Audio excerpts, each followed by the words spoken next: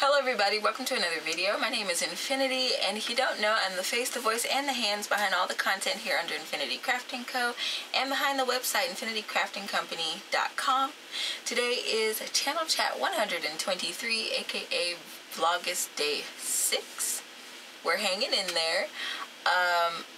I was gonna title this My Favorite Things to Crochet. However, I don't think I have one specific favorite project, so I think that I'm just going to generally talk about the things that I really like to crochet, and an apparent overlapping theme between them.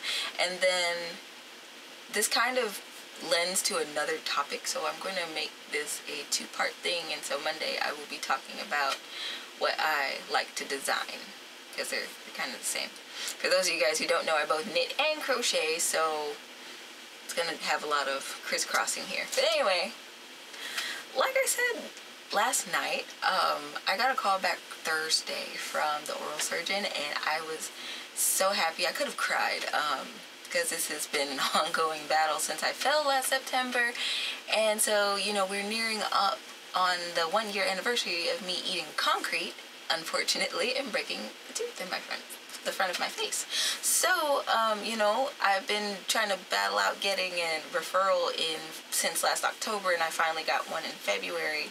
And then from February to now, I've been waiting for them to get back to me and trying to search out different places to do consultations and evaluations and things like that to see who could basically get this tooth extracted and post put in for an implant, because it is the tooth in the front of my mouth, and like I said in the past, it's been affecting the way that I speak. I stumble over my words more than I would so normally, and some things I've just given up on trying to pronounce because of the friction that's caused between the top and bottom teeth of mine. So it's been a lot to deal with, and so I'm finally seeing a little bit of the light at the end of the tunnel. So, you know, and again, there is that coffee goal that I have over on my Ko-fi page, whatever.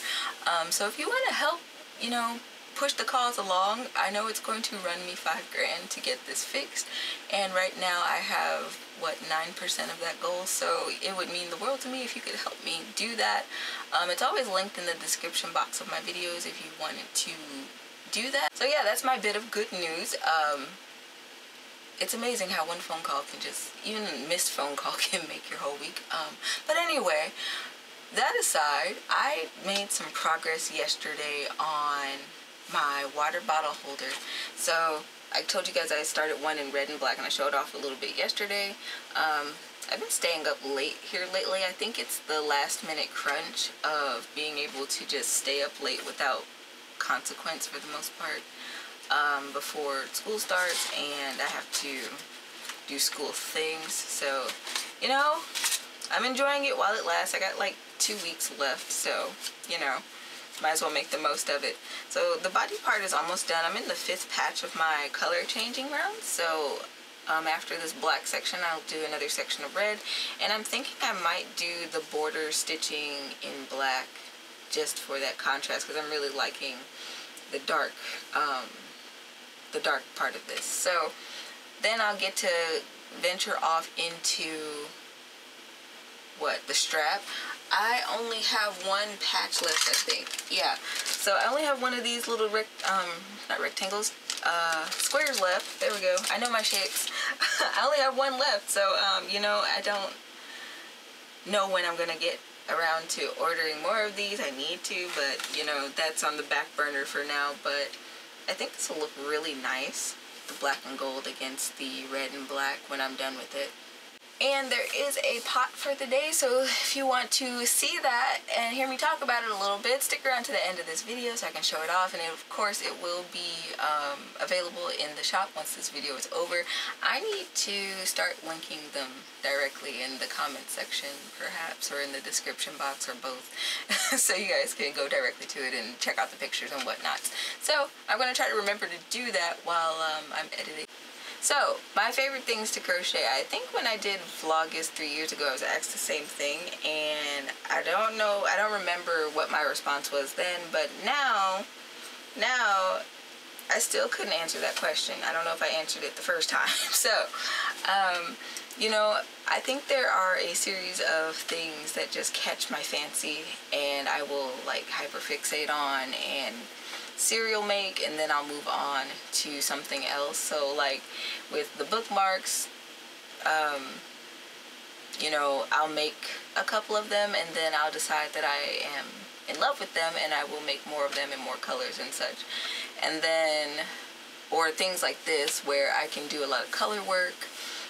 Specifically, I think the color work is something that translates across many of my designs. I just like working with different strands and whatnots and seeing what I can put together to look the most interesting.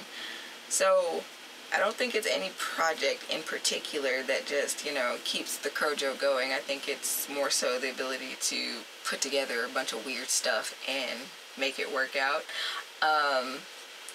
I'm trying to think, because I know one while there I was making blankets, another while there I was doing shawls. That's another thing that really gets me into stitching is like when I design something, right, and it turns out properly.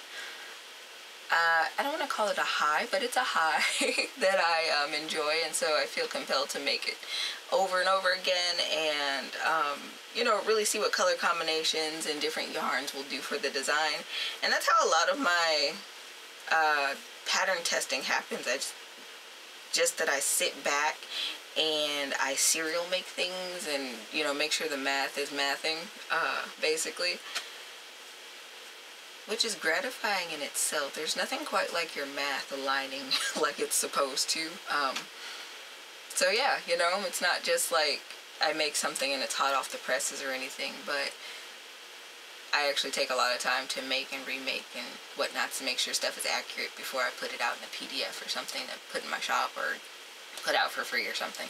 So, you know, that's a very simple answer. Now, this is going to really bleed over into the things that I like to design, because I like to, again, do color work, but I also like to combine color work with unconventional things. So, like the entrelac tops that I did a couple years ago, or a year ago with the birthday sweater, I like the whole process of the Christmas sweater that I crocheted, which, you know, was wild in color. I think with the right neutral colors it wouldn't be as bad, but considering it's the Christmas colors, it's just kind of loud and flashy, and so there we go. And I don't think that I have a specific favorite yarn weight to work with either. So I've been all over the place in the last many years that I've been crocheting, and I enjoy using a wide variety of yarn weights and needles, apparently. Now, one thing I've not tried to do is like Irish crochet or filet crochet, because it looks daunting, and I know that sounds strange coming from me, but you know, it's much the same reason I've never like hand knit a full pair of socks. The process just seems intimidating, I suppose, which again should sound strange coming from me, considering that I like to design sweaters and do all that. But there's something about slicing open my stitches and risking a whole project that just, I don't want to do it right now, especially with the socks. But anyway, I digress. And I think with the crafting with different yarn weights and fibers and stuff has really gotten me to have like little subcategories of favorites. For example, when I am working with regular like 4-weight yarns, I specifically like to work with 5.5mm crochet hooks. That is probably the most common size in my collection of specialty hooks. It's the 5.5mm. Before, I would say my general favorite size was the standard 5mm crochet hook, but so for some reason that 5.5 is just a sweet spot, I guess because it's just slightly looser. My tension has always been more firm, so I like that extra little bit of give that I can get from that, even though I've practiced now to a point where I can kind of control my tension, but you know, it's one of those conveniences, I suppose. Let me see, what else? Well, I guess like right now is the exception. Like when I'm making these and working with cotton yarns, I like to use a smaller hook. So in this case, I'm using a 4mm hook, and this cotton yarn, I find that it just makes the stitches tighter and more sturdy feeling. So that's why I divert to that. One while I was really obsessed with roving yarn. I don't think I have any projects that have survived using those, but that was a thing for a while, and of course I just like the idea of creating super chunky blankets. I don't think I ever made a garment or anything with the super chunky yarn, even though I've seen that and it was kind of trendy for a minute there. I don't know, it just seemed kind of impractical. Though fun and right up my alley, it just seemed impractical, and I had less storage space then than I do now, so I was like, probably should stay away from that. Plus, like, super chunky knits are expensive to make. I know they're expensive to buy, but they're also expensive to just, you know, get the materials for and make, so that's another reason why I don't have that many of those things laying around. I don't even have a favorite yarn. I used to just be like, oh, I'm a Red Heart girl. Now, don't get me wrong, I do like Red Heart yarns. I do like Red Heart yarns. I guess it's because I learned with them. But I can't say that it's a favorite yarn. I don't have one. Like I said, just working with a mixture of materials sparks joy. I think it allows me to just explore with different things, and then again over the years, making all these tutorials and swatches for these tutorials, I've gotten to really get used to, I guess, the gauge of that specific yarn. But in my personal projects, I don't think that that's like my favorite thing to use.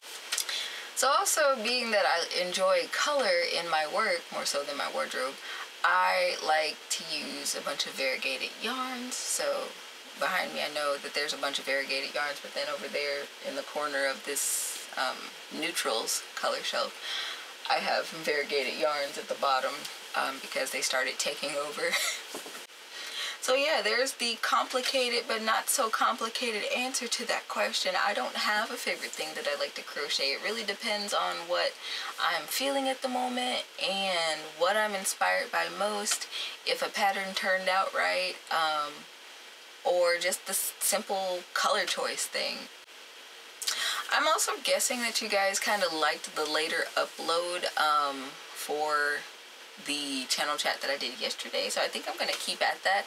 I'm going to try to keep it around 7:30-ish CST, but again, if my computer does not like me, then it'll be a little later, but hopefully you guys don't mind that. I think it'll work out better, especially as the month goes on, for me to do these at 7:30 instead of 12:30. It's a weird time for me to upload anyway, but like I said, typically when in the past when I have done these types of things, I would do them in the evening time because that's usually when people unwind and don't mind hearing me talk for a few minutes. So there we go.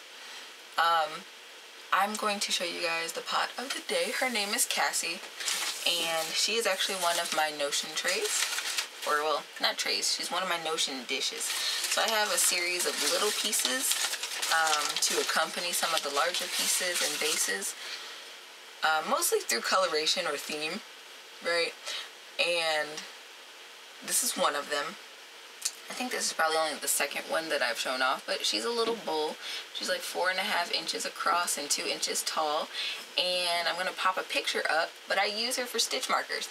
This is another of those pieces that I used airbrushing on and I was thoroughly impressed with. So between the color combo that I showed you guys yesterday and the airbrushing of things, I look forward to trying to recreate these in different color combinations and things like that. And of course she's tiny and handheld, and again, if you want to see all of the pictures that I took of her and the different angles, and you're interested in taking her home, I will leave that link in my description box as well as my top comment if you're on YouTube. Thanks for joining me for today. I hope you enjoy the rest of your Sunday, and until next time guys, happy making!